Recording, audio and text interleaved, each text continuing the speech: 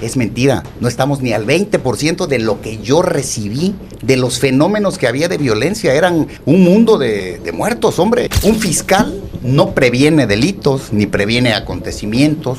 El fiscal investiga los ya ocurridos. Y ella me decía, no, es que lo que haga es insuficiente. Lo único que va a tenernos por resueltos nuestro asunto es encontrar a nuestro familiar.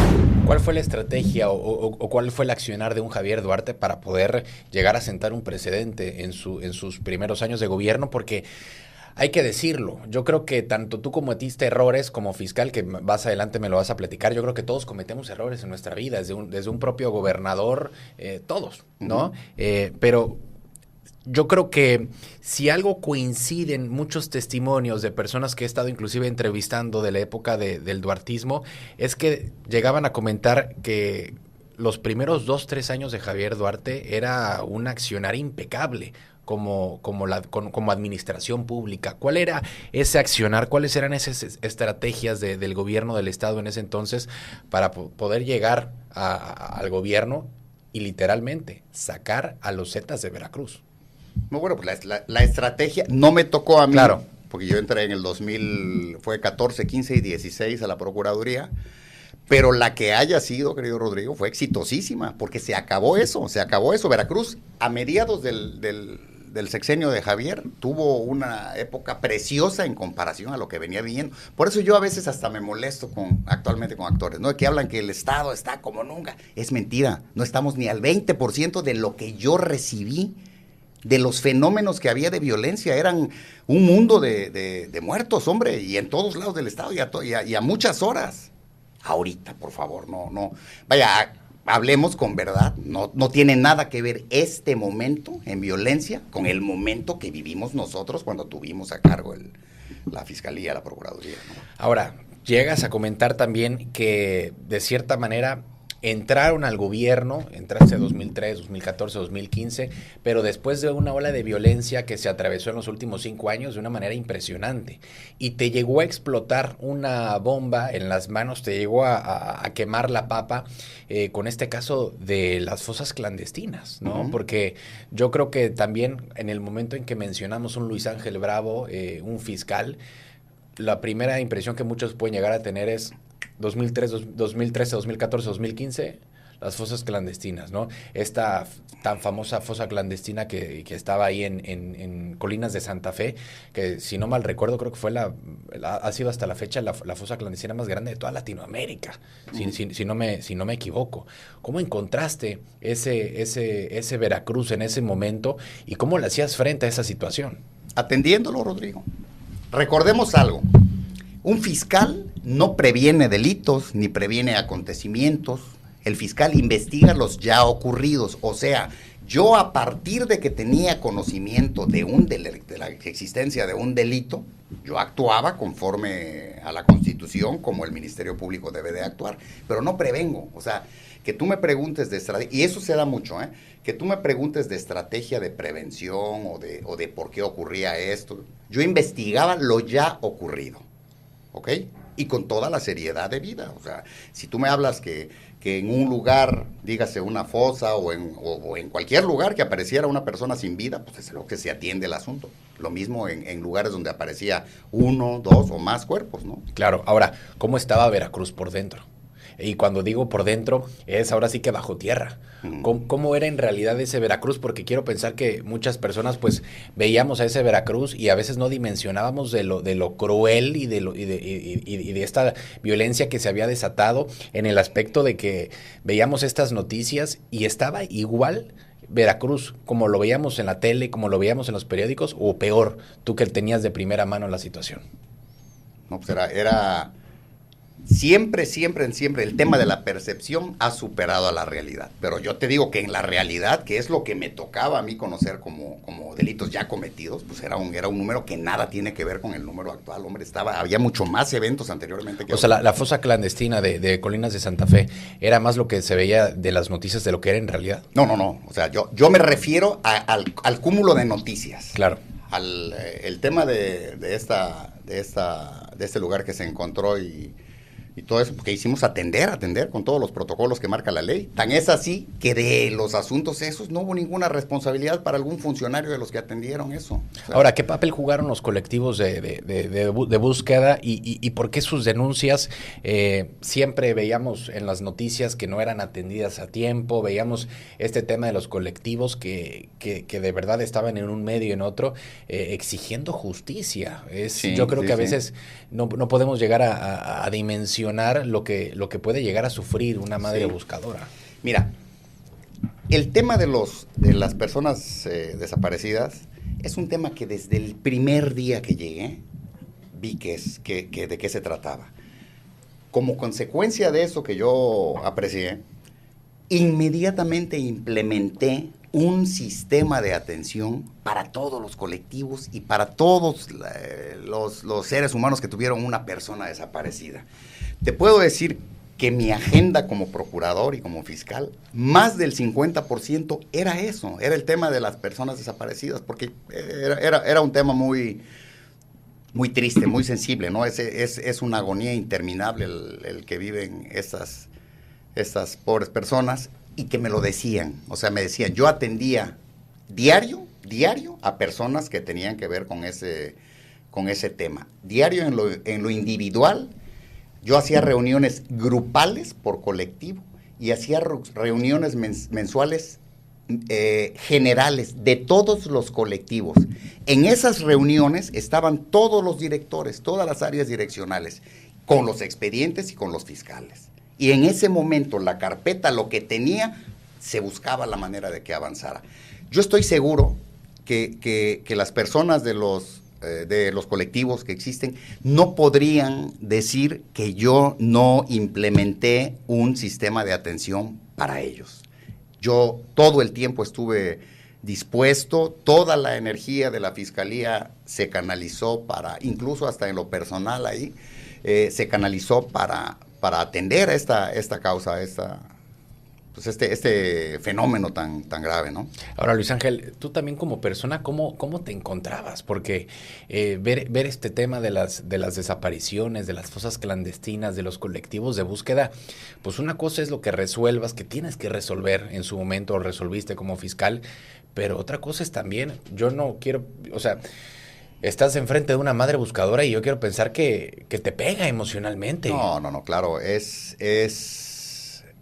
entra un ánimo de solidaridad para con ellas, porque pues la descripción que me hicieron a mí algunas madres, pues te derrumba, o sea, eres humano, o sea, no, es un luto permanente y para siempre mientras no aparezca el familiar desaparecido. Fíjate que yo entendía, porque yo atendía bien a este grupo de personas, yo lo atendía muy, y me daba cierto sentimiento que algunas declararon, ¿no? De que la fiscalía y yo le preguntaba, oiga, pues aquí estamos, le estamos atendiendo, estamos viendo cómo avanzamos, cómo resolvemos su asunto y todo esto, y ella me decía, no, es que lo que haga es insuficiente. Lo único que va a tenernos por resueltos nuestro asunto es encontrar a nuestro familiar. Y en eso tienen toda la razón. Y ahí me dejaban sin herramientas. ¿Qué era lo que a mí me correspondía? Avanzar, integrar y hacer mi trabajo para poder tener resultados mayormente favorables a estas personas. Ahora, Luis Ángel, me gustaría profundizar en el momento en que tú como fiscal ves el caso de Colinas de Santa Fe. ¿Qué encontraste ahí? Mira, quisiera yo responderte, pero yo creo que por tratarse de un asunto que seguramente tiene derivaciones hasta actualmente, pues no, yo creo que no me corresponde opinar en relación a lo que físicamente se haya asentado en la carpeta. No sé ahorita actualmente en qué estatus está, y yo quisiera ser responsable y todo lo que tiene que ver con un hecho de esta naturaleza que puede tener implicaciones actuales, pues yo preferiría reservarme ahí la respuesta, Rodrigo. Claro. Ahora, retomando estos casos en su momento como fiscal, ¿Cuál fue el primer caso que tú recuerdes en primera instancia que dijiste, creo que ahora sí ya empezó mi periodo como fiscal? Tal vez se dio al primer día, tal vez se dio a la semana o al mes, que dijiste, no, pues ahora sí tengo que ponerme a chambear de verdad en el aspecto de tener un caso tal vez mediático, tal vez muy quirúrgico al momento de estarlo operando, que recuerdes en primera instancia. No sé si recuerdas tú un asunto de un chavito de aquí del puerto de Veracruz, una familia muy conocida, no me acuerdo si era, bueno, un chavito aquí de Veracruz que se llevaron, una empleada doméstica se puso de acuerdo con alguien y se llevan al chavito que cuidaba, era empleada de la casa, ¿no?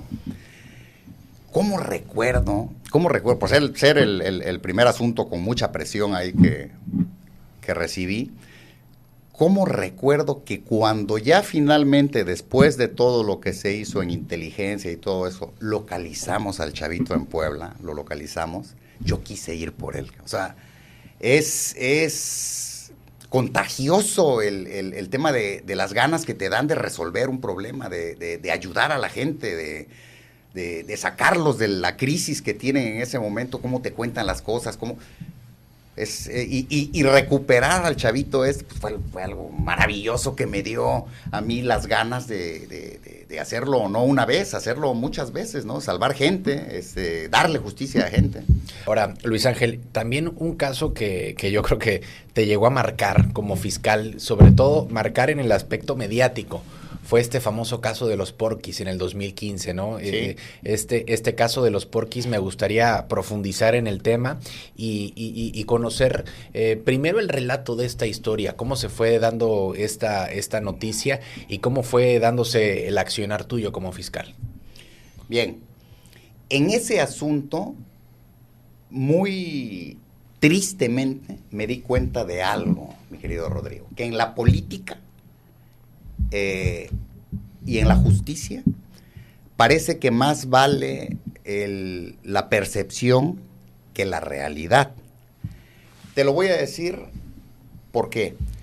Fíjate que en ese asunto, por lo delicado de lo que se trató y además de los actores que eran, porque el asunto legal lo llevaba el tristemente célebre Jorge Winkler, auspiciado por su papá político que era Miguel Ángel Yunes, hicieron de esto, lejos de verdaderamente cuidar el asunto de su clienta, de la víctima, pues ellos lo que hicieron fue hacer un escaparate mediático, el abogado a modo de generar caos en el gobierno. Pues Miguel Ángel Yunes quería ser gobernador, quería que en el estado hubiera todos los Fue un año problemas. antes, ¿no? De entrar como gobernador. Sí. Siempre los asuntos escandalosos, ahí iba de oficioso este muchacho, porque ni muchacho, ya me dijeron su edad, siempre iba de oficioso a declarar y todo eso, pero finalmente a mí siempre me hizo los mandados. En el asunto de los Porquis, que ellos decían, o se hablaba mucho de que había muchas inconsistencias, que había letargo, que había demora y todo eso. Ese asunto lo debatí mucho con entrevistadores, incluso nacionales, Adela Micha, Carlos Loreto, todos ellos, que ellos hablaban de que por qué estábamos tardando 7 meses para judicializar la carpeta con tantas evidencias, decían ellos. Me acuerdo, Adela Micha me dijo, oye, ¿por qué con tantas evidencias no lo mandas ya al juez, no? Y yo le decía, pero ¿cuáles son las evidencias que según tú yo tengo aquí? Y decía ella, oye, la propia confesión de los activos. Le digo, ¿la confesión? Sí, claro, ya confesaron. Le digo, no me digas eso porque no es verdad. Oye, ve el video. A ver, ella decía que un video donde ellos salen pidiendo una disculpa a la víctima era suficiente para tener por hecha una confesión. Yo le decía, oye, Adela, una confesión de la que yo tengo que tomar en consideración es ante un juez, con un abogado que te defiende junto, y en un lugar distinto a una llamada telefónica. O sea, eso no es una confesión. Si bien es un indicio que engarzado con otras cosas podría llevarte a cierta conclusión, lo cierto es que eso no era la evidencia suficiente para que yo pudiera llevarlo al juzgado. Pero, para que veas cómo todo cae por su propio peso. Ese asunto de los de los Porquis ahorita se encuentra concluido, ya hubo quien incluso ya compurgó la pena, ya cumplió la sanción, fueron condenados a las personas que judicializamos, no tuvimos ninguna inconveniencia más que algún amparo por ahí que consiguieron, que parece que complicó ahí la situación de un juez federal. Pero todos fueron sentenciados condenatoriamente. Entonces, ¿qué hizo mal la fiscalía? Al día de hoy, bendito sea Dios que se me abre este espacio para poderte decir si yo hice algo malo, ¿por qué todos fueron condenados? Ganó la fiscalía. La conclusión de la fiscalía fue exitosa. Punto malo para Winkler, punto bueno para Bravo.